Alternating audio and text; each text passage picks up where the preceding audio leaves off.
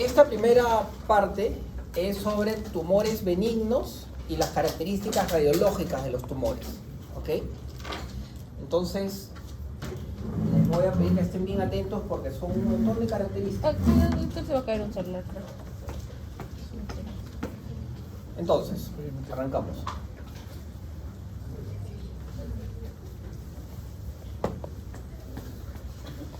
Los tumores óseos pueden ser benignos o malignos. ¿Ok? Los tumores óseos benignos normalmente son tumores primarios. Y los tumores óseos malignos pueden ser primarios. ¿Qué quiere decir primario? Que es un tumor propiamente de hueso. Pero también pueden ser tumores óseos secundarios o metastásicos. Por ejemplo, un cáncer de mama, cáncer de pulmón, cáncer de próstata que hace metástasis a un hueso. Ahora, pueden generar dolor óseo inexplicable porque niegan que haya habido un trauma. Ese dolor aumenta progresivamente, el hueso se puede debilitar y por lo tanto facilitar que hayan fracturas. Incluso un cáncer de mama, un cáncer de próstata puede debutar con una fractura patológica. Y en ese momento es responsabilidad del traumatólogo definir cuál es el primario, cuál es el inicio de ese cáncer. Normalmente, las pruebas de imágenes nos orientan fuertemente cuál es el diagnóstico. Pero cuando se requiere un tratamiento de quimioterapia, hormonoterapia o otro tratamiento de ese tipo, se requiere el diagnóstico al microscopio. Para eso se tiene que hacer una biopsia. Entonces, ¿cuáles son las características radiológicas que tenemos que tener en cuenta con los tumores óseos? La localización, los límites del tumor, el tipo de destrucción, la reacción perióstica, el contenido tipo de matriz y el compromiso de partes blancas. Empezamos a desarrollar cada uno. La localización. Hay tumores que pueden desarrollarse en el centro del hueso, como puede ser el quiste óseo, el encondroma, la displasia fibrosa. Hay tumores que están dentro del hueso pero excéntricos. El más característico es el tumor de células gigantes. Recuerden este nombre, tumor de células gigantes, porque es un tumor muy frecuente, pero que no se conoce mucho. Hay tumores que comprometen la corteza, como el osteomostioide, el defecto fibroso cortical. Hay metástasis que solo comprometen corteza. Incluso neoplasias malignas que pueden ser centrales o pueden ser incluso superficiales, de corteza o de periósteo inclusive. Entonces, cuando empezamos con un tumor tenemos que describir qué hueso es, si es epifisiario, metafisiario, diafisiario, si es excéntrico, si compromete la corteza o no. El segundo punto es, una vez que sabemos dónde está el tumor, cómo son los márgenes. Cuando tenemos un tumor benigno, el hueso, o maligno pero poco agresivo, el hueso responde, va tratando de contener al tumor. Entonces, no solo lo puede delimitar, sino puede incluso generar una barrera esclerótica. Se ve con mucha frecuencia en el quiste óseo simple, en condromas, múltiples tumores, incluso algunos malignos que en ocasiones se presentan con muy poca agresividad, como el condrosarcoma o el histiocytoma fibroso maligno. Aquí, por ejemplo, ven este halo blanco. Este es un tumor bien delimitado con bordes esclerosos. Este es muy grande, pero aún así tiene bordes esclerosos. Esto también es un quiste óseo, igual que el anterior. Esto también esta es una lesión fibrosa benigna, pero miren cómo ha delimitado con un halo fibroso. Todos estos son tumores benignos. También una lesión fibrosa benigna con un halo escleroso. Entonces, ya nos vamos dando cuenta que esos son tumores poco agresivos. Luego nos encontramos con tumores que son un poco más agresivos. En este grupo está el tumor de células gigantes, el encondroma, el condroblastoma, pero ya empiezan a aparecer neoplasias malignas, mieloma, metástasis, condrosarcoma. En ocasiones también se presentan con esas características infecciones, o sea, osteomielitis.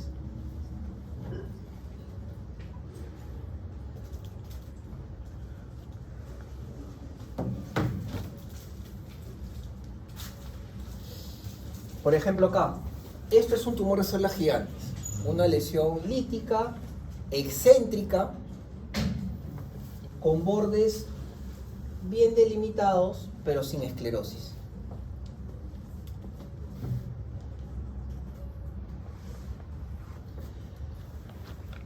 Esto también es un tumor de células gigantes, tenemos bordes bien delimitados, pero no tenemos esclerosis. Este es un poco más agresivo que el anterior, porque está deformando la corteza.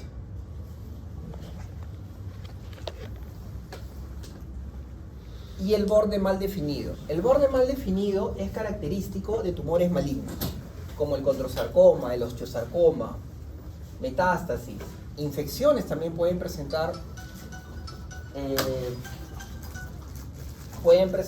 imágenes radiográficas con las mismas características. Neoplasias malignas como el granuloma eosinófilo, el linfoma. El tumor de células gigantes también puede presentarse con una imagen con bordes mal definidos. Ahora, cuando hablamos de bordes mal definidos, nos lleva a otro concepto. Es la zona de transición. Es la zona de transición entre hueso evidentemente tumoral y hueso evidentemente sano. Cuanto más amplia es esa zona, el tumor es más agresivo. ¿Ok? De ahí que retrocedemos y vemos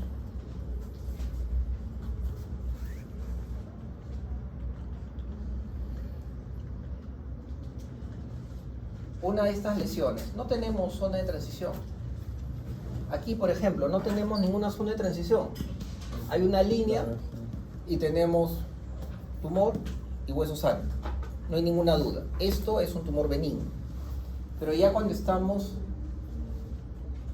en este otro grupo, ya tenemos una zona de transición amplia. Aquí también nos podemos distinguir los bordes de la transición. Es un borde mal definido. En este caso se trataba de un sarcoma de Ewing o de Ewing. Esto también, un osteosarcoma. Evidentemente esto es tumor. Posiblemente bien arriba encontremos hueso sano. Una zona de transición sumamente amplia. El siguiente concepto es el patrón de destrucción. El primer patrón, o el más benigno, es el patrón de destrucción geográfico. Nos hace recordar como si viésemos una isla o una zona geográfica en un mapa. Y más o menos tiene un contenido homogéneo. Generalmente está relacionado a tumores benignos, como el quistes simple, el encondroma, el fibroma condromicoide, el tumor de células gigantes. Un contenido bastante regular, como esto, por ejemplo. Nuevamente, un tumor de fémur distal, excéntrico, que compromete epífisis y metáfisis. Es una lesión lítica de bordes bien definidos, sin esclerosis. Ya con esas características, nuevamente les presento el tumor de células gigantes. Es un tumor, como les digo, muy frecuente, pero poco conocido. Y tiene un patrón de destrucción geográfico. Acá también un patrón de destrucción geográfico, con bordes bien definidos, como si fuera una isla, un cerro. Siguen siendo tumores benignos. A veces hay un concepto, tuve un golpe, ¿no? Me patearon Y luego de eso, ahí se desarrolló el tumor. Y no hay tal cosa, los golpes no generan tumores. ¿Ok? No hay posibilidad. Aquí lo menciono porque en este caso este paciente ha tenido una fractura de platillo tibial, ¿no? Y desarrolla en el cóndilo un tumor de células gigantes. Ha sido una coincidencia. El siguiente patrón, que ya nos habla de tumores un poco más agresivos, es el patrón apolillado. El patrón apolillado se relaciona con tumores, como les digo, un poco más agresivos, normalmente ya mielomas, metástasis, osteosarcoma, condrosarcoma, linfoma. El granuloma eosinófilo, que ya van a ver, es parte del espectro de la histiocytosis de células de Langerhans, y las infecciones. El gran simulador a todos los niveles son las infecciones. Aquí vemos un patrón apolillado, múltiples agujeritos. En este caso correspondió a una osteomielitis. Pero de la misma forma puedo ver un sarcoma de Ewing, por ejemplo. Múltiples agujeros. Esto era un linfoma. Y el patrón más agresivo es el que corresponde al patrón permeativo. El patrón permeativo es mucho más frecuente en los tumores malignos. El sarcoma de Ewing, osteosarcoma, linfoma, la mayoría de metástasis y nuevamente infecciones. Las infecciones son los grandes simuladores. Entonces siempre tienen que tener el dato. Estuvo caliente, hizo fiebre, hubieron signos de flebosis, leucocitosis, inhibición izquierda, BCG, PCR como en estado, ¿no? Se tiene que no solo ver la imagen, sino ver todas las características clínicas también. Y ahí, por ejemplo, tenemos también un patrón permeativo. Permeativo también si quieren llamarlo infiltrativo. ¿Ok? Esta placa ya se las mostré. Un patrón muy irregular, ¿no? Esto también es las lesiones, el patrón de destrucción permeativo es el que corresponde a tumores más agresivos. Aquí tenemos un sarcoma de Ewing, también un patrón quizás aquí un poco entre permeativo y apolillado, pero corresponde también a una neoplasia maligna. ¿Hasta aquí alguna pregunta? Entonces hemos visto localización. Después tenemos que describir el hueso, la ubicación en el hueso, y dentro de ese hueso, si es central, es excéntrico, tenemos el patrón de los bordes, perdón, si es bien definido con esclerosis, bien definido sin esclerosis, o si es mal definido. La siguiente característica fue patrón de destrucción, geográfico, apolillado, permeativo. ¿Ok? Ahora vamos con la reacción perióstica. El periósteo es un tejido muy activo.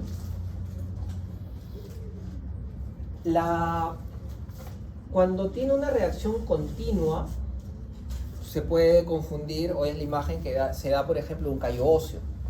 Pero cuando hablamos de tumores, se relaciona a tumores benignos. Y cuando son reacciones, la reacción perióstica es discontinua, normalmente estamos en relación a neoplasias malignas.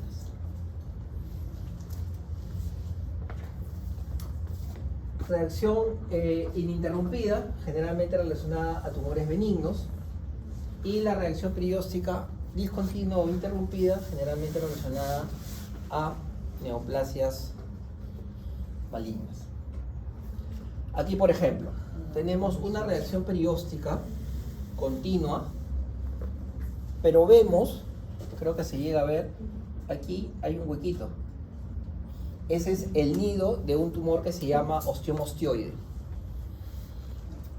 Este es un tumor que ahora lo vamos a mencionar, que produce una reacción en el periósteo, lo pone más grueso y es una reacción perióstica continua.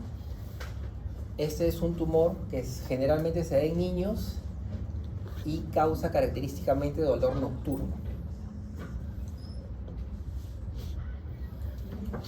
Aquí tenemos una reacción perióstica.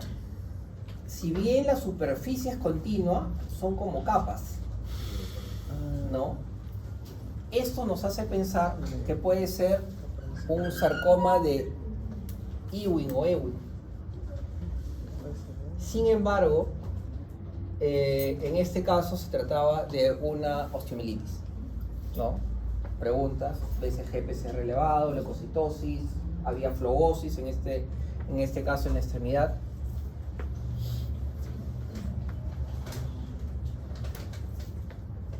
Aquí tenemos una reacción perióstica continua.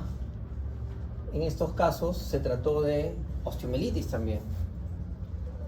Acá hay una reacción perióstica continua, algo muy sutil, como que sí que no es. Acá no vemos exactamente, pero en la tomografía vemos que hay una lesión en el hueso. Esto realmente no era un tumor, se trataba de una fractura por estrés. O sea, si en este momento alguno de ustedes dice: me voy a preparar para la siguiente maratón y desde hoy día empiezo a correr, voy a empezar con 21 kilómetros, entonces hoy día voy a correr 15. ¿Y cuánto corriste el último mes? No, nunca he corrido. Posiblemente ese día vayan a tener una fractura por estrés, ya sea en la tibia, en el pie. Pasa con mucha frecuencia, por ejemplo, con soldados, ¿no? Sí, gente que súbitamente empieza a tener un entrenamiento que no lo tenía antes. Y con los maratonistas también se da con bastante frecuencia.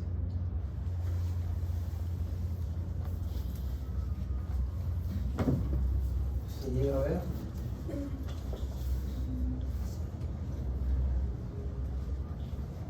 Bueno, aquí hay una lesión, como ven, con una reacción perióstica continua. Este es un tumor benigno. Esta era una lesión fibrosa benigna. Acá también se llega a ver. Bueno, con esta magnitud creo que no se distingue bien, pero aquí se ve una lesión con una reacción perióstica continua y acá también. Ahora, no todos son tumores. Aquí tenemos, por ejemplo, una reacción perióstica continua en un osteoma osteoide. La diferencia es que en este caso no podemos ver el nido, no siempre se puede ver el nido. Ahora, esto ustedes lo saben mejor que yo. Por ejemplo, los pacientes que tienen dedos en palillos de tambor, pacientes que viven en hipoxia crónica, ¿no? Y no solo es, digamos, en los extremos, sino todos los dedos van a tener cambios, como lo que están viendo, que es una hipertrofia. Esta es la osteoartropatía pulmonar hipertrófica. Acá, por ejemplo, también tenemos una reacción perióstica continua. Esto era una histocitosis. En general, entonces, una reacción perióstica continua se relaciona a tumores benignos. Una reacción perióstica discontinua nos asocia a tumores malignos. Aquí tenemos un tumor maligno, una reacción perióstica discontinua, pero no solo eso. Vemos esto de acá, es un triángulo. Esto es el triángulo de Codman. Viene a ser la traducción de una reacción perióstica que ha sido rota por el mismo tumor. Entonces deja una huella triangular en esos extremos. Eso se relaciona con tumores malignos, ¿no? Primarios de hueso. Entonces, empezamos con la descripción. Localización. Vamos.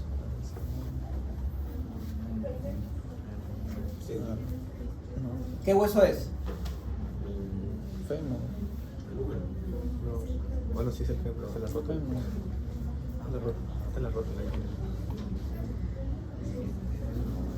Vamos, ¿qué hueso es? Fémur. Tibia, peroné, ¿qué hueso es? Fémur. Ya. Fémur distal. ¿Qué zona del fémur distal compromete?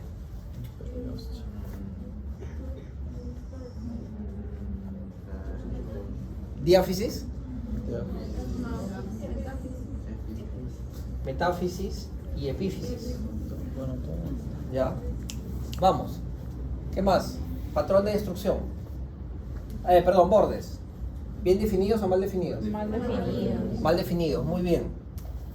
Patrón de destrucción. Geográfico. No. Sí, podría ser. El tercero. Bueno, el tercero es el permeativo. Permeativo. Muy bien. ¿Y la reacción perióstica? Discontinua. Discontinua e incluso con triángulo de Codman. ¿Esto les parece que es benigno o es maligno? Maligno. Es un osteosarcoma. ¿Ya? Este tipo de lesiones no se les puede pasar. Esta semana he recibido un paciente con un tumor enorme de tibia, donde obviamente se ve todo ya de esta magnitud. Sin embargo, me enseña una placa de 2 meses antes, donde ya se veía. Y simplemente le dijeron, tienes una tendinitis, tus antiinflamatorios, ven a tu casa. ¿No? Y este chico porque tiene 18, 19 años, ya es una masa tan grande que el primer paso va a ser la amputación. Nuevamente, ¿tiene la lista por casualidad? No me la quieres dar. Ya. Entonces, voy a tener que ir señalando, disculpen, no es costumbre, yo prefiero llamar nada más. A ver, doctora, ¿dónde está? ¿Qué hueso es? Otra vez digo fémur. ¿Cuál crees que es? Esta es la eminencia intercondina. ¿Estás preguntando o estás afirmando? Ya, entonces, ¿cómo lo dices? Fémur. Ok, es el fémur. ¿Qué más? La localización. Tienes que decirme la localización del tumor. A ver, Ariana. Localización del tumor. Fémur. ¿Qué más? Compromete la metáfisis. Y aquí hay algo interesante. El tumor está comprometiendo toda esta zona, pero aparentemente llega hasta acá nada más. Y la epífisis se está manteniendo. Y eso es porque normalmente la epífisis funciona como una barrera natural a los tumores. ¿Ya? Si es que el tumor atraviesa la fisis, es porque el tumor está súper agresivo. ¿Ok? Entonces, muy bien, Ariana, es la metáfisis. Los bordes, doctor. Bordes, bien definidos, con esclerosis, sin esclerosis o mal definidos. Mal definidos, ¿no? Entonces, no tenemos dónde es el hueso sano, dónde es el hueso enfermo, no tenemos un margen claro. Muy bien. Patrón. No. Más agresivo todavía. Permitivo. Muy bien. ¿Y la reacción perióstica, Gabriela? ¿Continuo o discontinuo? ¿Están preguntando o están afirmando? Discontinuo. Si acá, por ejemplo, tenemos algo que es continuo, acá, pero aquí ya está tan difuso que ya desapareció. Se considera discontinuo, ¿ok? ¿Y el triángulo de Codman? Sí, ahí sí. Benigno o maligno. Esta es una imagen de un osteosarcoma. ¿Se van dando cuenta de las características? ¿Ya? Estas dos clases son un montón de información y lamentablemente incluso a veces hay que recurrir a la memoria, que en medicina no es lo mejor. Ya, otra vez, doctor, ubicación, en este de acá. Húmero proximal. ¿Qué son?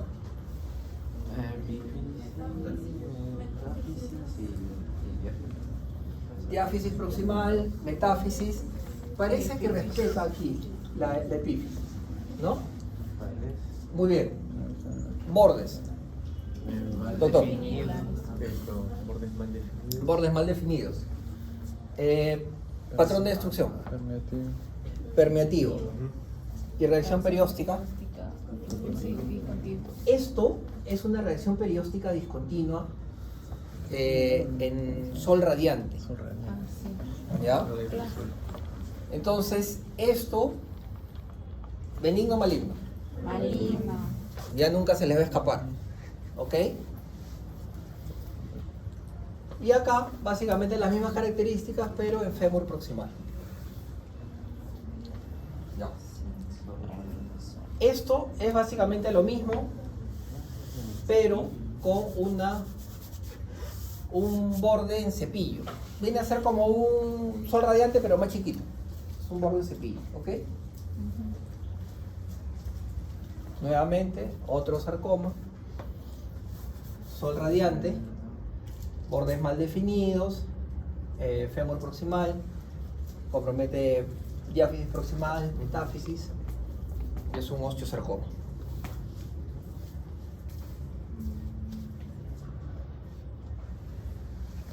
No siempre es tan florido.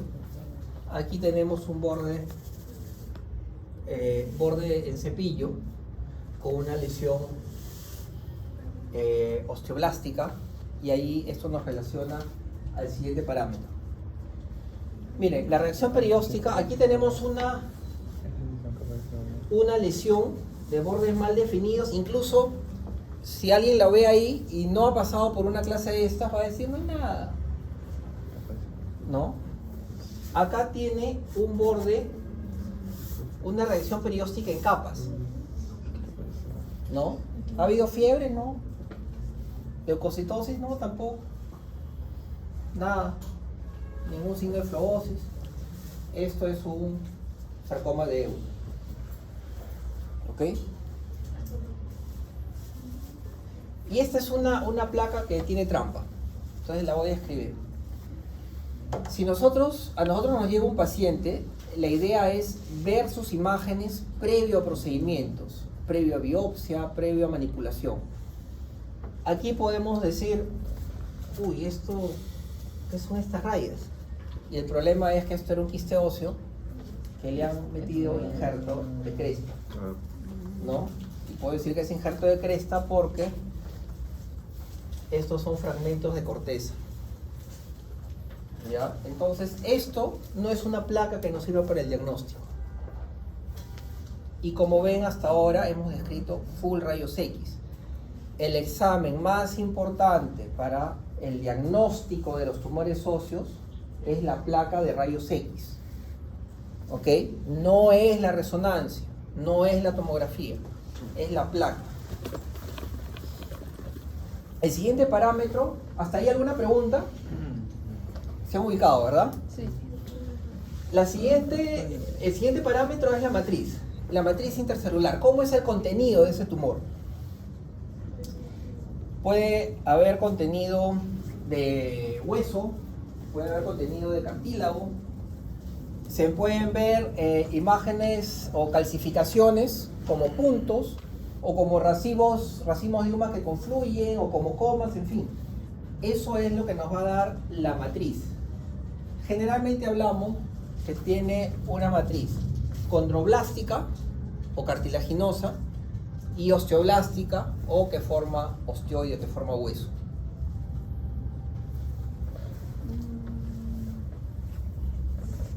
Estas manchas blancas son zonas donde se está formando hueso. Es un hueso tumoral, es un hueso neoformado. Entonces, bueno, ya vamos a resumir. Es un tumor de fémur distal que compromete metáfisis. Aparentemente la epífisis está respetada, bordes mal definidos, no se ve claramente una reacción perióstica, aunque aquí parece que hubiera un triángulo de Codman. pero la matriz es osteoide o osteoblástica. Esa también es una característica del osteosarcoma. Nuevamente, a ver, doctora, ¿cómo ves esa parte de ahí? Estoy señalando. Es blástica, ¿no? Entonces, ¿cuál sería el diagnóstico en este caso? Tiene una reacción perióstica, incluso aquí hay un triángulo pequeño, triángulo de Colman, borde del cepillo, compromete la metáfisis, bordes mal definidos, patrón permitido. ¿Qué es? Osteosarcoma. ¿Ya? Igual, patrón osteoblástico, reacción periódica, miren esta reacción periódica. Y esto. No se ve mayor reacción, pero se ve una lesión evidentemente blástica. En este caso, se hizo una biopsia para confirmar que era un osteosarcoma también.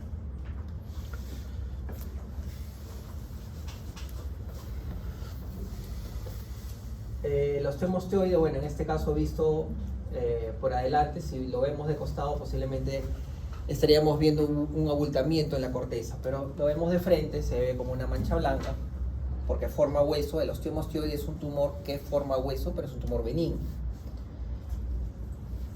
Esto de acá, igual, forma hueso, pero es maligno, ¿no? No es homogéneo, sino es muy irregular. Entonces la matriz, estamos revisando la matriz osteoblástica, pero también tenemos matriz condroblástica. Vemos como racimos que confluyen,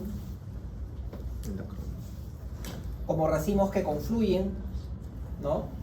Es característico de los tumores de cartílago. Acá también, pero este es tan agresivo, se está comportando tan agresivo que ya no llega a formar. Se ven algunas comas, algunas pelotitas como que están flotando. Y acá hay algo importante. Aquí la corteza está totalmente respetada, pero miren aquí, tiene como erosiones. Si el tumor, en este caso de cartílago, se está comiendo, erosionando la corteza, el endostio, es porque se está comportando de una manera agresiva. Si yo veo esto, lo primero que tengo que descartar es que se trata de un condrosarcoma. Entonces, esos son detalles, sutilezas, que nos pueden hacer pensar ya no solo en un tumor benigno, como puede ser un encondroma, sino me hace pensar que esto puede ser maligno. ¿De acuerdo? Si llega una cosa así, ¿no? Y es ahí donde entra nuestra responsabilidad como personal de salud. No podemos dejar que sigan apareciendo, sigan llegando tumores de esta magnitud. Estos pacientes ya han ido han acudido a muchas postas, a muchos hospitales, y simplemente no ha habido una respuesta para ellos. Le tomamos una placa y nuevamente, ya esto es mucho tumor, entonces uno podría decir, si ve solo esto, es patrón osteoblástico. Pero vemos un poco los bordes y es como un racimo de uvas que confluye, pero como si hubieran tantas uvas que ya simplemente se ve una mancha. Esto era un condrosarcoma. Obviamente con un tumor de esta magnitud solo quedó hacer una amputación. Muy bien. ¿Hasta ahí alguna pregunta? Todo bien. Ahora, vamos a tocar un tema que son metástasis. ¿Por qué? Porque las metástasis óseas también tienen características radiológicas. Por ejemplo, el cáncer de próstata normalmente forma metástasis de tipo osteoblástico, lesiones blásticas. ¿Ok? El cáncer renal o cáncer de tiroides forma lesiones líticas. Y el cáncer de mama puede ser líticas, más líticas que blásticas o mixtas. Como acá, estas son lesiones de un cáncer de próstata, perdón, de mama. Entonces, próstata, mama y el riñón o tiroides. Entonces, a veces un paciente debuta con esto. ¿Ok? Entonces, el traumatólogo debe estar en condiciones, en este caso, no solo de definir qué cosa hacer con esto, sino de orientar el manejo. Le tengo que tomar un PSA, una eco prostática, y ni hablar, avisar a uno, ¿no? Entonces, vamos viendo, o más fácil si es un cáncer de tiroides, que lo puedes tocar, confirmas con una eco, o cáncer de mama. Esto, por ejemplo, ves una lesión lítica en el acetábulo. Esto correspondía a una metástasis de cáncer renal. Nos señalamos con una aguja más o menos dónde va a ser, y ya entro con la aguja de biopsia de hueso, que es como un lapicero, para hacer una biopsia percutánea. Ahora bien, a ver, doctor, ¿qué ves ahí? ¿Qué hueso es?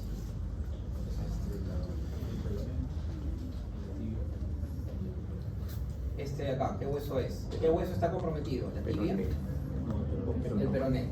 ¿Qué zona? ¿Qué localización? Muy bien, ya. Doctora, los bordes de la lesión, ¿cómo son? ¿Bien definidos o mal definidos? Mal definidos. Ya. Reacción perióstica, doctora. ¿Cómo es la reacción perióstica? ¿Continua o discontinua? Discontinua. Esto es un sarcoma de Ewing. ¿Ok? Y esto de acá es el mismo sarcoma, pero después de haber recibido quimioterapia. Como ven, toda esta zona que acá está mal definida, para empezar, la inflamación que hay en partes blandas se reduce. Los bordes se definen bien, ¿no? Entonces, obviamente, una placa después de haber recibido quimioterapia equivale a haber sido manipulado el tumor, ya no nos sirve para el diagnóstico. Si yo veo esto y me dicen nunca se le ha hecho nada, podría pensar en una osteoartritis crónica, ¿no? Sin embargo, es un sarcoma de Ewing, pero que ha recibido tratamiento.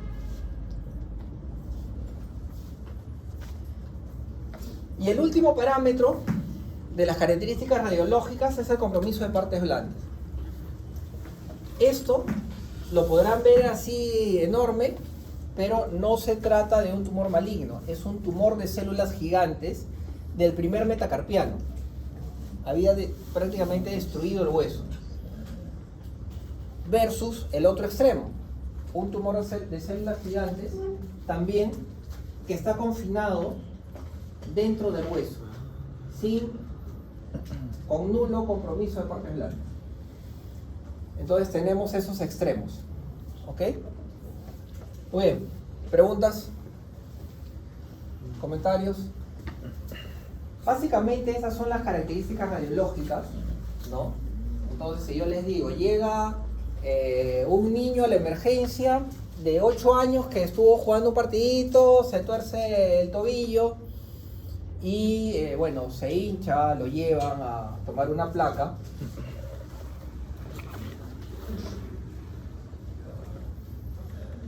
Lo llevan a tomar una placa y le encuentran, no hay fractura, solo se ve aumento de volumen en las partes blandas y hay una lesión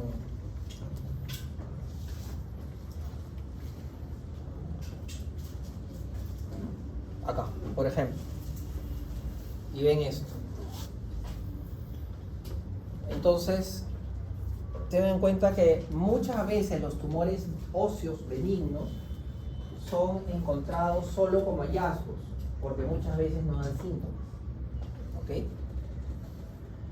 Ya. ¿Qué más, además de las características radiológicas, tenemos que fijarnos cuando afrontamos un tumor óseo? Tenemos esa lesión, ¿es única o es múltiple? La edad y sexo del paciente. Mi pregunta. Doctor, ¿cuál es la diferencia entre un osteosarcoma y un sarcoma de Ewing? Ahora lo vamos a ver. Esta es la segunda clase. Ya vieron, hasta ahora solo hemos visto esto. Hasta ahí estamos. Localización, si es único o múltiple. Si es múltiple y es anciano, puedo pensar más en una metástasis, por ejemplo.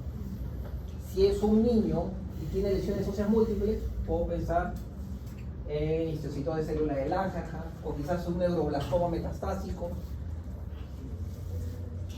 En esta parte de la ortopedia, como le decimos a los alumnos de la sede, se necesita manejar mucha clínica y conocer mucho de muchas enfermedades.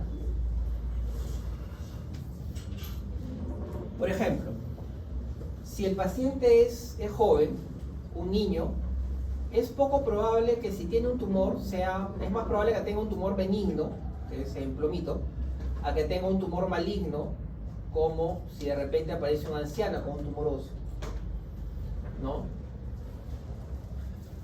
Uno de los raros niños pequeños es el neuroblastoma metastásico. Yo era alumno, era residente de traumatología, estaba en el Hogar Clínica San Juan de Dios, y veo un paciente que tenía dolor en ambas caderas. Había sido diagnosticado de Pernes. Gracias.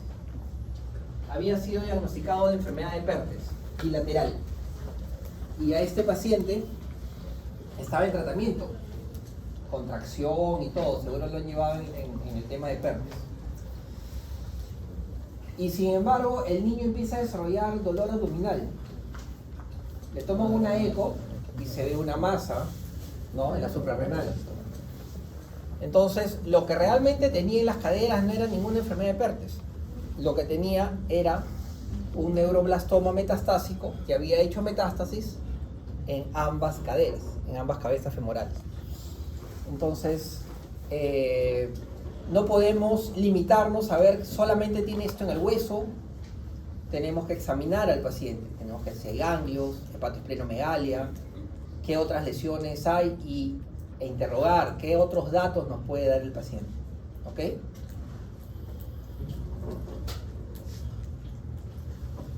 Los tumores benignos pueden estar en 3 estadios. En el estadio 1, las lesiones suelen ser latentes, estáticas, que incluso pueden revertir o remitir. En el estadio 2 son lesiones que están dentro del hueso todavía, pero que pueden producir alguna deformidad del hueso, de la superficie del hueso. Y en el estadio 3 son lesiones muy activas, como las que les he mostrado de esa mano, de un tumor de células gigantes, que se muestran localmente agresivas y con compromiso de partes blandas. Y ahí, por ejemplo, hay tumores como el osteomostioide, que normalmente se les encuentra en un estadio 1 o 2. Un encondroma se le encuentra en estadio 1 o 2. Pero, por ejemplo, tumores benignos agresivos como el quiste oseoneurismático, normalmente lo encuentras en estadio 2 o 3. Son tumores que se muestran más agresivos. Y cuando hablamos de sarcomas,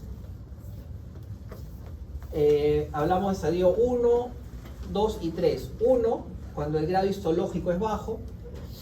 Estadio 2, cuando es de grado histológico alto, o sea, mucha celularidad, mucha atipia. Y estadio 3, cuando hay metástasis. Ahora, cuando nos referimos de frente a metástasis, ¿por qué no hablamos de compromiso ganglionar cuando hablamos de sarcomas? ¿Cómo es la diseminación de un sarcoma y cómo es la diseminación de un carcinoma? ¿Por dónde viaja la metástasis en un sarcoma? ¿Cómo? ¿Linfática o hematógena? El sarcoma va por vía hematógena. Por lo tanto, no es frecuente que haga compromiso ganglionar. Mientras que los carcinomas, por ejemplo, un cáncer de mama, estás obligado a revisar los ganglios axilares. ¿De acuerdo? Los carcinomas van por vía linfática. Ahora, ¿puede haber compromiso ganglionar en un sarcoma? Sí, cuando son más agresivos.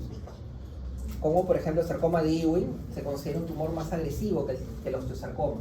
Entonces es más probable encontrar linfadenogalias en un paciente con Ewing. Muy bien. Seguimos ahora con la parte... ¿Hasta aquí alguna pregunta, algún comentario? ¿Se está entendiendo? Ya. Los tumores benignos muchas veces son descubiertos de manera accidental. Pueden ser lesiones grandes, a veces no duelen, son asintomáticos. Otras veces pueden producir dolor, ya sea porque el tumor es grande, se ha debilitado el hueso, se ha producido una fractura, porque el tumor está produciendo compresión en una bursa, está produciendo bursitis, porque hay compresión neurovascular. Generalmente son diagnosticados con rayos X simple. Si queremos profundizar algo más, nos vamos a la tomografía. La tomografía nos permite ver mejor los tumores óseos. Si lo que queremos ver el compromiso de partes blandas que tiene ese tumor, nos vamos a la resonancia. ¿Ok? Ahora, la gamografía ósea, porque a veces de frente se va la gamografía, detecta cuando hay actividad que forma hueso. Esto lo vamos a tocar nuevamente cuando hablemos de metástasis, porque justo hoy día tuvimos en la mañana un caso de una paciente que tenía cáncer de riñón, y el cáncer de riñón da lesiones líticas, y en la gamografía no se veía, porque no está formando hueso, al contrario, está destruyendo hueso, y la gamografía no se veía ningún foco de captación ahí. ¿Ok? Ahora esto puede afectar el esqueleto inmaduro, vale decir niños. Y como los tumores benignos también pueden simular neoplasias malignas, crea mucha ansiedad en los padres, ¿no? A veces es difícil de manejar. Generalmente, la mayoría de tumores óseos benignos tienen un margen esclerótico bien definido, puede ser lítico, la reacción perióstica continua, la cortical generalmente está intacta. Hay algunos que vamos a mencionar ahora, como el tumor de células gigantes, el fibroma nosificante. El tratamiento de los tumores óseos generalmente es curetaje e injerto. Los tumores de la familia de tumor de células gigantes, que son similares a este, se puede ayudar dentro de la operación con algún adyuvante operatorio, como el nitrógeno líquido, que es en lo personal lo que más uso. Ahí, por ejemplo, tenemos una lesión lítica de bordes bien definidos. Característicamente, sin ninguna duda, esto es un tumor benigno. Y ahí, a ver, doctora, ¿qué ves?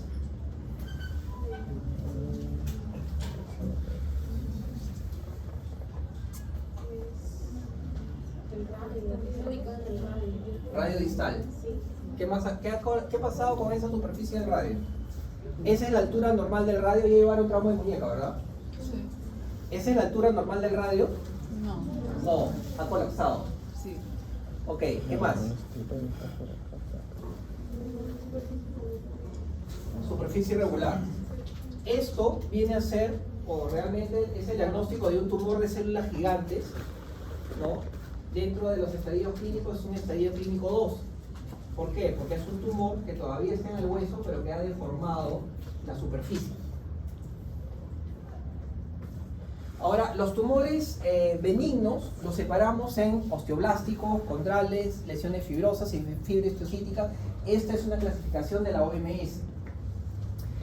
Lesiones vasculares y lesiones formadoras de células gigantes y pseudotumorales. Entonces vamos a ir tocando algunos de los más frecuentes, ¿ya? Y es aquí donde quizás se pone un poco más pesado todavía porque exige un poco de memoria. Dentro de los tumores que forman hueso tenemos el osteomosteoide y tenemos el osteoblastoma. De los benignos y de los malignos, que ya vamos a tocar en la segunda parte, osteosarcoma y sarcoma de Ewing. Entonces, el osteomosteoide es un tumor que se encuentra en pacientes generalmente varones entre 10 a 35 años, se ha visto, pero generalmente es hasta los 12 años que se encuentra este tipo de tumores. No es frecuente, solo es el 4% de todos los tumores óseos primarios, y esta característica, presentan dolor nocturno, ¿ya? Calma con salicilatos, o sea, aspirina, ¿no? O a veces solamente con un Coxib. Y el compromiso normalmente es cortical. Ocasionalmente puede estar en la médula. Hay un nido radiotransparente cuando se puede ver. ¿Cuáles son los exámenes que permiten ver mejor? La gamografía y la tomografía. ¿Ok? Ahora, el diagnóstico diferencial viene a ser los tumores que estimulan el crecimiento de la corteza. Y aquí tenemos algunos. Ahí, por ejemplo, acá tenemos una lesión. No se llega a distinguir bien, ahí es como un huequito. Cuando vemos la tomografía, aquí vemos el nido. Entonces, esto es un osteomosteoide. Acá también, en la columna, tenemos otro caso. ¿Cuál es el tratamiento? Se puede, usando tomografía, perforar y luego pasar por ahí una sonda de radiofrecuencia. ¿Qué salas de operaciones aquí cuentan con sistema de tomografía dentro de sala? Creo que solo hay una clínica que tiene eso. Y para complicarlas más, no están trayendo las ondas de radiofrecuencia, ¿no? Entonces, en este momento estamos limitados para hacer este tipo de tratamiento. ¿Qué es lo habitual? Con una fresa de alta velocidad se va comiendo hasta llegar a la corteza, al nido, se saca el nido y se sigue comiendo con la fresa de alta velocidad, como un odontólogo trata una caries.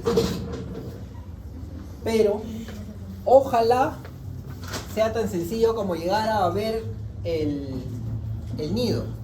Muchas veces no llegamos a ver el nido. Entonces, lo que tenemos que hacer es sacamos todo un pedazo de corteza. ¿Bien? Y muchas veces, sacando todo un pedazo de corteza, haciendo una ventana, los padres, al día siguiente de la operación, a pesar de una cirugía tan grande, agradecen que han podido dormir, porque durante las varias semanas previas, por el dolor nocturno del paciente, no dormía. El segundo tumor formador de hueso es el osteoblastoma. Se ubica también la edad 10 a 35 años más o menos, tiene predilección por el esqueleto axial, pero en el esqueleto apendicular se ve en fémur, en tibia, en manos, en húmero.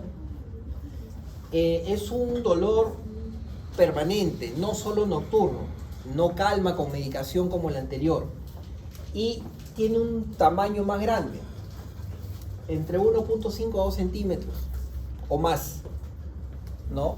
Los que son menos de 2 centímetros generalmente son osteomosteoides. Y como son grandes, también producen mayor destrucción del hueso. Genera hueso, se desarrolla la corteza, como en este caso, y genera una cavidad, como un nido mucho más grande.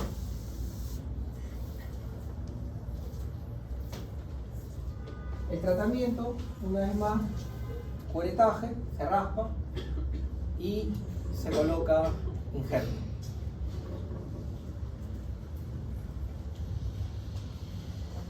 Muy bien, de los tumores benignos de cartílago tenemos estos tres: el encondroma, el osteocondroma y el condroblastoma. Y malignos, el condrosarcoma. El encondroma es uno de los tumores óseos benignos más frecuentes. Ocupa el 10% de todos los tumores óseos benignos. Se desarrolla generalmente entre la segunda y cuarta década de la vida. No hay predilección por sexo, habitualmente asintomático. Ahora, puede debutar con fracturas patológicas. Vamos a ver imágenes donde tiene dos tipos de presentaciones: líticas o calcificaciones. Los tumores de cartílago pueden malignizar. O sea, un encondroma se puede convertir en un condrosarcoma. Si tenemos muchos encondromas, eso es la enfermedad de Ollier. La descripción inicial y característica del doctor Ollier era de tumores múltiples en un hemicuerpo. Esa es la descripción inicial. Muy bien. Ahora, si tengo una enfermedad de Ollier y además tengo hemangiomas, eso ya no es Ollier, es la enfermedad de Maffucci. Y la enfermedad de Maffucci, por alguna razón, tiene más posibilidad de que malignicen algunos de sus encondromas, o sea, que tenga condrosarcomas.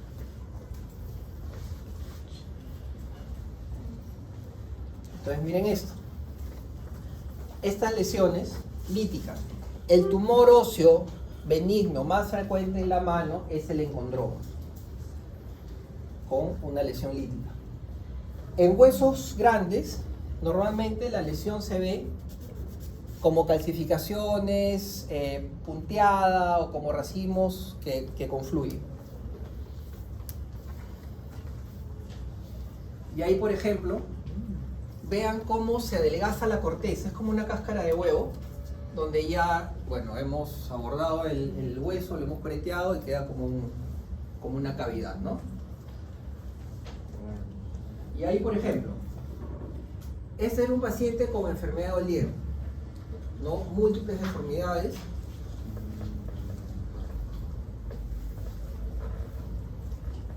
Bueno, pasamos al siguiente tumor, que es el osteocondroma. El osteocondroma es la lesión ósea benigna más frecuente. Tiene una proyección,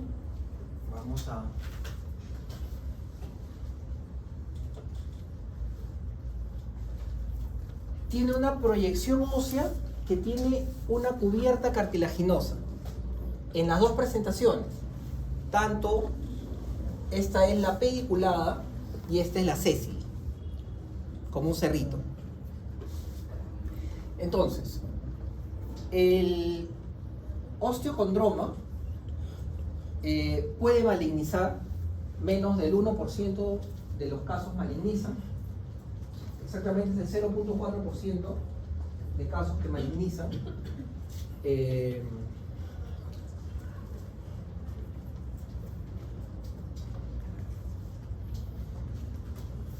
Generalmente son asintomáticos, salvo que produzcan compresión de alguna estructura. Si tengo uno acá, por ejemplo, en el húmero proximal, y el paciente hace esto, quiere jugar vóley, hay un resalto del tendón del bíceps, ¿no? Y eso, cada vez que gire hay un clac, clac, clac, clac. Le produce una tendinitis, ¿no? O está comprimiendo, si es en el fémur y medial y posterior, le puede estar produciendo que el paciente empieza a correr y se le hincha la pierna o le duele, y es porque está comprimiendo el paquete vascular, por ejemplo, ¿no? Entonces, si tiene o puede estar presionando una rama sensitiva de algún nervio. Entonces, si hay dolor, es una indicación de operar. Si no duele, no crece o no produce ninguna molestia, no se opera. Hay una enfermedad que es la osteocondromatosis múltiple hereditaria. Y aquí el paciente tiene múltiples lesiones. Por ejemplo acá, tiene múltiples osteocondromas, ¿no? Como ven, en ambas rodillas. Si tengo 100, 200 osteocondromas en el cuerpo, alguno va a malignizar. Tenemos un paciente que hizo malignización en ambas caderas. En una ya le habíamos hecho una hemicolectomía. Y este paciente, en senso estricto, debería ser candidato para una hemicorporectomía.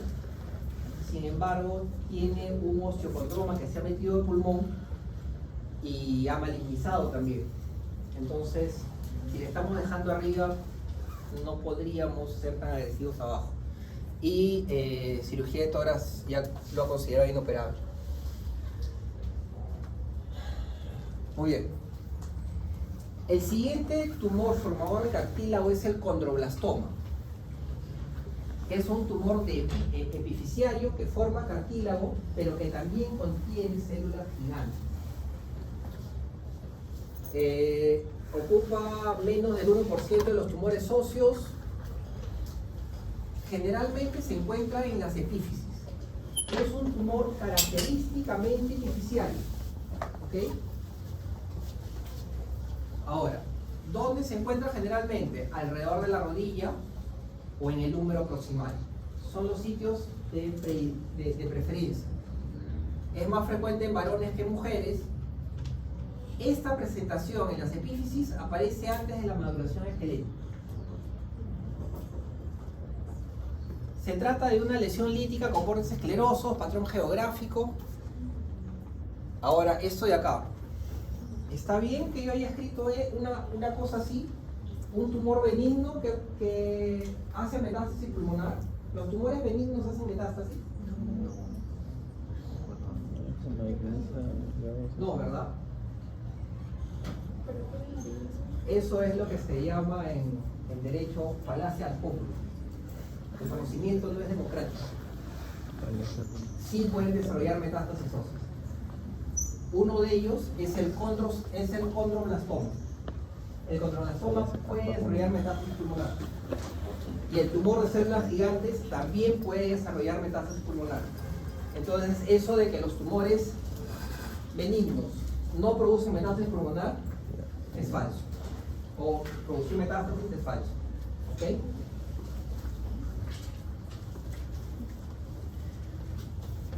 Esta presentación acá, en las epífisis, se da sobre todo en pacientes que tienen todavía fisis, todavía cuando hay inmadurez esquelética. Pero cuando el paciente ya cerró fisis, paciente de 30 años, de la de ustedes, por ejemplo, puede presentar en el astrágalo con más frecuencia. No presenta en esta zona, sino en esta zona, en el astrágalo. Es bien característico el astrágalo en las lesiones del condroblastoma. Y el tratamiento también es curetaje e injerto. En tomografía ya podemos definir el halo que se ve ahí, ¿no? Muy bien, ¿preguntas hasta ahí? ¿Comentarios? Esta parte ya, cuando estamos magleando, doctor, sí, yo lo sé, pero y aquí van a recurrir un poco más a la memoria.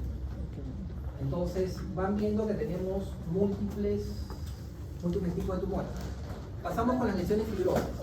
Una pregunta, el encondroma, usted dijo que también tenía riesgo de malignizar. ¿Eso también puede ser metástasis? El encondroma no. El que tiene capacidad de desarrollar metástasis pulmonar es el condroblastoma. El encondroma maligniza a condrosarcoma. El condrosarcoma puede irse a cualquier parte del cuerpo, como cualquier tumor maligno, ¿no? Que hace metástasis de cualquier tipo. ¿Ok? Dentro de las lesiones fibrosas, el efecto fibroso cortical es frecuente en niños y varones, en huesos largos. Este generalmente es asintomático. Esto, por ejemplo, lo van a ver con bastante frecuencia. ¿no? Y la verdad es que muchas veces se alimenta mi consulta. No se necesita hacer nada con eso. Este tipo de pacientes solo se observa. Si la lesión propiamente duele o la lesión crece, se opera. Si no, no es necesario hacerle nada. Cuando el paciente termina su etapa de crecimiento, lentamente se va osificando y no es necesario hacerle nada. O sea, no es necesario operar por gusto. Sin embargo, si tengo una lesión que ocupa más de la mitad del ancho del hueso, o si veo el ancho del hueso y la lesión es 2 veces ese tamaño, sobre todo si compromete la corteza, eso está en riesgo de fractura. Y en este caso, aquí, por el tamaño, la debilidad estructural que le está dando al hueso, debe ser operado. Por ejemplo, esta lesión llegaba a la mitad, era muy grande, le hice un curetaje, le coloco injerto y ya recorticaliza. Entonces ya le permito nuevamente que haga todo. Este tipo de lesiones, una vez que se opera, se le tiene que decir que no pise, porque aquí queda todavía con una zona de debilidad, ¿no? Y puede haber una fractura si el paciente camina. Muy bien, la displasia fibrosa es un tumor que se genera desde muy pequeño hasta los 20, 30 años y puede ser monostótica, o sea, un solo hueso, o poliostótica. Es muy frecuente en el fémur proximal, acá, en el cuello o región intertrocantérica. En ocasiones también en diáfisis. Por la ubicación y la debilidad que produce, suele debutar con fractura patológica. Y generalmente progresan, las lesiones crecen hasta que el niño termina de crecer. Y ahí se estabiliza. Suele ser parte de algunos síndromes, ¿no? Como el Ray-McCune, que se asocia también a alteraciones endocrinas. Entonces, si de repente tienen un paciente que tiene hipertiroidismo, si tiene hiperparatiroidismo, están obligados a tomar una placa o a pedir un survey para ver si tiene lesiones óseas.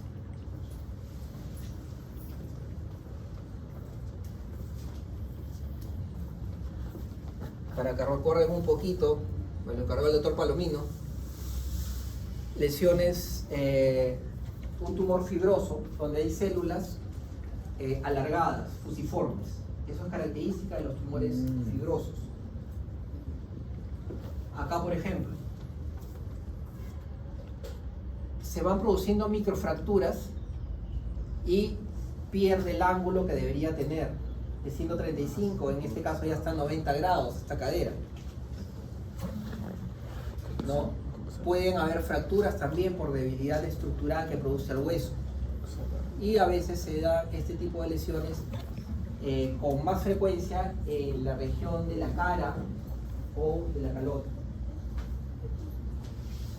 Este, por ejemplo, era un caso de una lesión fémur proximal, que se hizo el curetaje, injerto, y para proteger de una fractura se le hizo una osteosis profiláctica con un clavo cefalomedular. Muy bien. Dentro de los tumores histiocitarios tenemos la histiocitosis de células de Lange. Posiblemente algo de esto han tocado en hematología, el síndrome hemofagocítico, etc.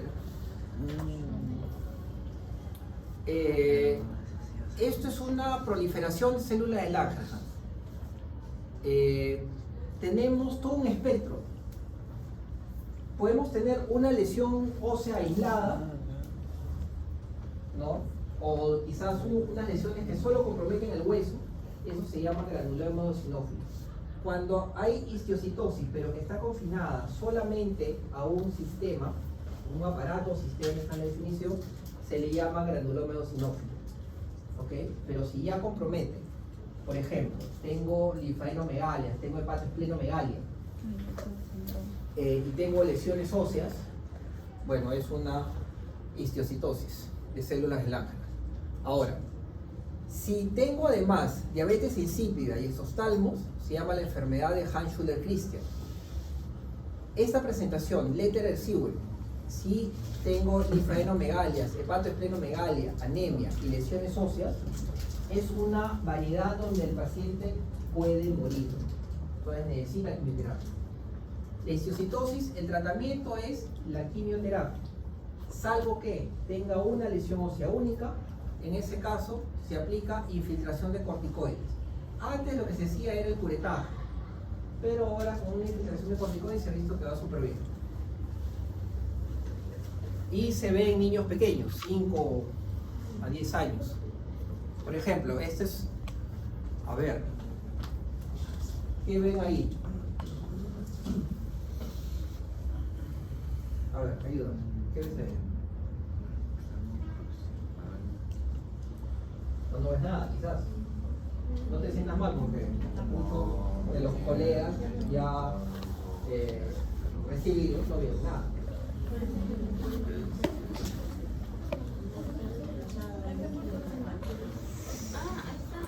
¿Derecha o izquierda? ¿Qué hay?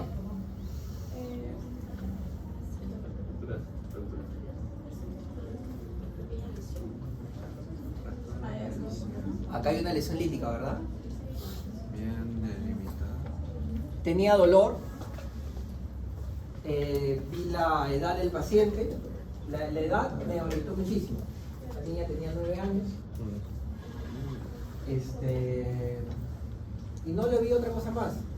Podía ser un quiste óseo, mucho dolor, mucha sintomatología.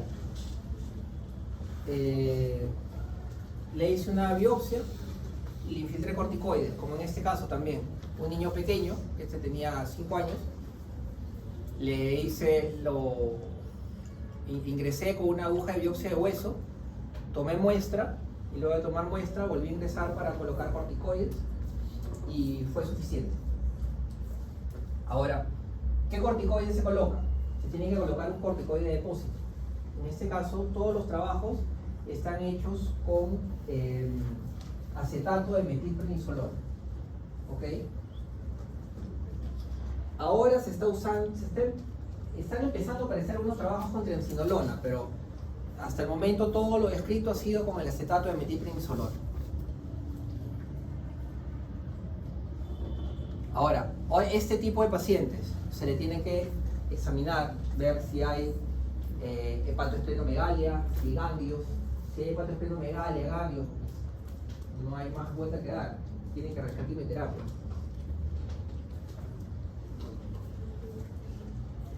Ya. Ahora vamos a tocar 2 tumores quísticos. El quiste óseo simple, que es una cavidad solitaria, como ven acá, es más frecuente en varones que en mujeres, se desarrolla en las 2 primeras décadas de la vida, es más frecuente en niños cuando se presenta, como les presenté en una de las primeras imágenes, en el tronco proximal o en el húmero proximal, son las ubicaciones características. En adulto también puede haber, se presenta con más frecuencia en el calcáneo o en la pelvis. ¿Okay? Muchos de ellos debutan con fractura. Puede haber dolor y si estamos cerca a una articulación puede haber rigidez. El tratamiento actualmente también se puede considerar solo infiltración con corticoides. Una lesión quística característica. Acá también tenemos una lesión quística.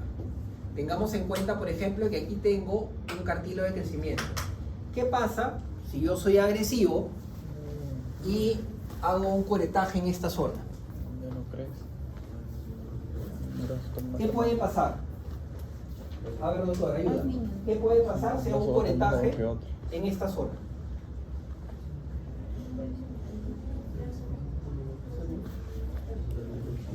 ¿Qué puede pasar, doctor?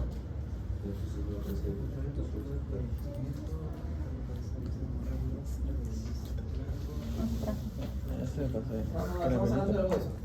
Puntual. Voy a dañar el cartílago de crecimiento. Y este niño va a dejar de crecer ahí. Va a tener una extremidad corta.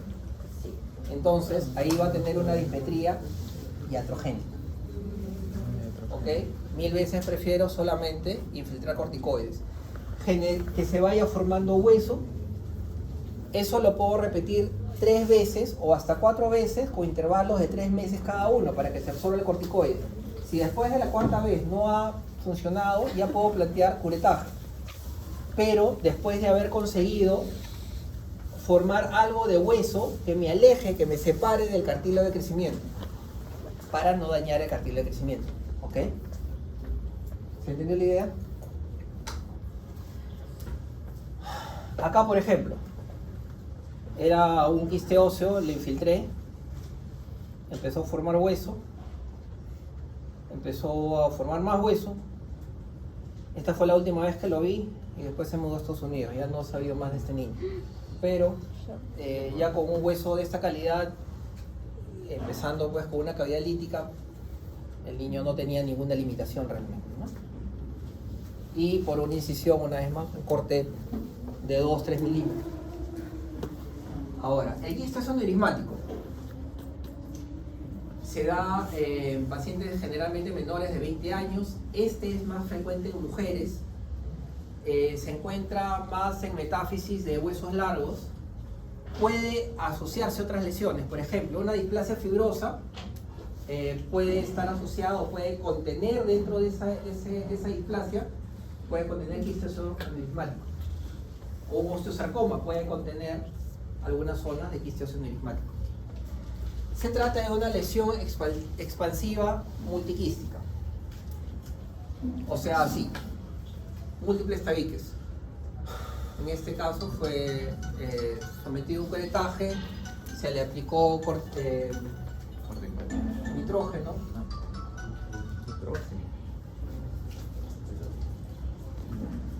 El quiste óseo neurismático contiene células gigantes, entonces recibe el tratamiento como el tumor de células gigantes, con nitrógeno, con un adjuvante operatorio. Vamos a ver eso ahora cuando hablemos del tumor de células gigantes. Y acá está. Este es un tumor realmente, es apasionante. Es difícil de manejar muchas veces. Se trata de un tumor ricamente vascularizado, contiene estas células gigantes multinucleadas, ¿ya? Es más frecuente en mujeres. Aparentemente hay una relación hormonal en el desarrollo del tumor de células gigantes. La edad está entre 15 a 40 años generalmente. Y además de la célula gigante hay 2 tipos de células: las células fusiformes y las células redondas. Las que le dan la característica neoplásica es esta célula, es la célula redonda mononuclear. ¿Sí? ¿Por qué es importante? Porque en la histología, al ver al microscopio, podemos tener confusiones. Ahora, ¿a qué me refiero? Vamos primero a ver esto.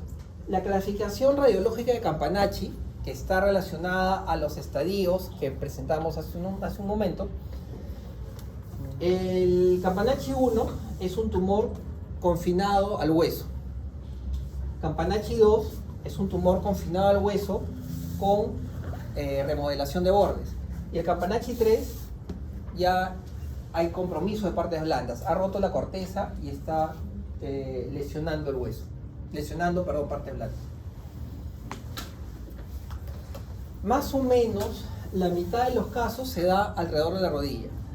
Fémur distal, tibia proximal. Otras localizaciones, peroné proximal, fémur proximal y húmero proximal. En el piso tenemos a una paciente, Necochea, que le hemos colocado una prótesis de resección a un tumor de células gigantes muy grande. Los pacientes lo pueden ver en el piso. Esto de acá es un tumor de células gigantes en la mano. Este paciente era un profesor. Cuando él llegó, hace muchos años, no disponíamos de la medicación con la que contamos ahora. Entonces, decido darle... A ver, doctora, ¿qué ves ahí?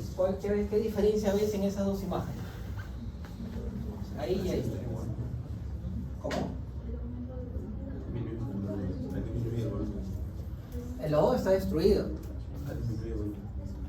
Ha disminuido el volumen. Así es. Cuando llegó con esta mano el paciente, lo que decidí fue darle radioterapia primero para tratar de conseguir algo de hueso y luego trabajar sobre eso. Disminuyó el volumen, es cierto, pero solamente conseguí formar esa capita de hueso. No me sirvió de nada, tuve que hacer una amputación del dedo. Y aquí, por ejemplo, es un tumor de células gigantes. Podría parecer un osteosarcoma, ¿verdad? Bueno, es un tumor de células gigantes que fue tratado solamente con curetaje, nitrógeno y cemento.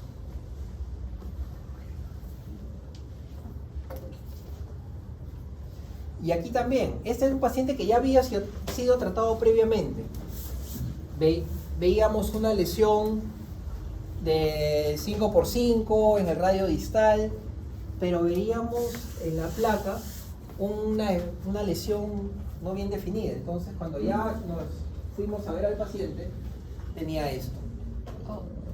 Esto es un tumor de células gigantes recidivante, que había recibido un tratamiento quizás no el mejor en un principio. Ya tenía indicación, o le habían dicho que había que amputarlo. Le dimos tratamiento local y completamos con radioterapia y fue suficiente. Siempre cuando se opera un tumor de células gigantes, se tiene que proteger las paredes. ¿Por qué? Porque si queda en las paredes el tumor de células gigantes, ahí crece. Por ejemplo, en una oportunidad llegó una paciente que había sido operada en otro centro y le habían colocado injerto óseo. Y era tan grande la cavidad que le habían sacado el injerto de ambas crestas. Y cuando llega con nosotros la paciente, tenía lesión tanto en el fémur distal, que era el tumor primario, se había recurrido, y además tenía lesión en ambas crestas. Entonces, no solo es curetaje, sacar esto. Una vez que se saca el tumor, todo este instrumental que se ha usado se retira de la cirugía, uno se cambia de guantes, pone nuevos campos y continúa la operación. Y se aplica nitrógeno líquido. Entonces ahí ven como humito, es un poco de show quizás, pero se congela a menos 120 grados el hueso por dentro. Y esto hace, colocamos el nitrógeno y luego colocamos cloruro a temperatura ambiente, de manera que ese cambio de temperatura aparentemente produce una destrucción de las células del tumor. Algunas fotos del tumor de células gigantes, característicamente un tumor alrededor de la rodilla, elíptico, de bordes bien definidos muchas veces, que compromete epífisis y metáfisis, excéntrico, sin reacción perióstica, característico del tumor de células gigantes, ¿verdad? Esto fue tratado con el mismo tratamiento, curetaje, nitrógeno líquido, cemento. Ahora la tendencia es, ya esto es del 2005, ahora la tendencia es no colocar cemento hasta acá, sino acá colocar injerto óseo y recién el cemento. Eso disminuye la artrosis que se puede destruir acá y además fracturas a este nivel. Eso es lo que ahora, año 24, se está sugiriendo. Sin embargo, pueden recurrir. Tienen una gran capacidad de recurrencia. Cuando solamente se hace curetaje, recurre el 50% de los casos. O sea, casi la mitad. Es como operar y de ahí tirar una moneda al aire a ver si va a recurrir o no. esa recurrencia ha disminuido justamente con el uso de nitrógeno. Puede ser nitrógeno, puede ser fenol, puede ser bisturí de argón para quemar todas las paredes, pero necesita algún tratamiento adyuvante quirúrgico. Acá también lo mismo, y por escuela yo siempre le colocaba clavos. Cuando entro a Rebagliati, el maestro no le gustaba colocar clavos. Yo venía del INEM, un hospital pobre donde no podía controlar con resonancia, y él me decía: yo quiero controlar con resonancia, y si le pongo tus clavos ya me va a distorsionar. Entonces, desde que llegué hicimos algo.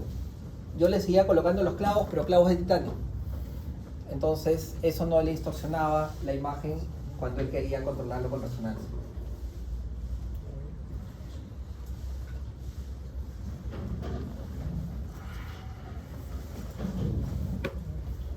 A ver, ¿quién me ayuda?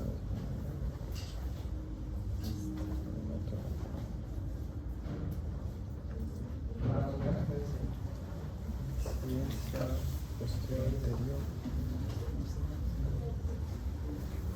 ¿Qué hay ahí?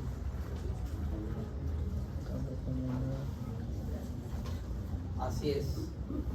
Estas son lesiones pulmonares por una metástasis. ¿Ven estas lesiones? Es metástasis de un tumor de células gigantes. Entonces ya saben, los tumores benignos también pueden producir metástasis. ¿Ok? Son pocos, como dice el poema, no son pocos, pero son. Muy bien. E incluso puede matar al paciente.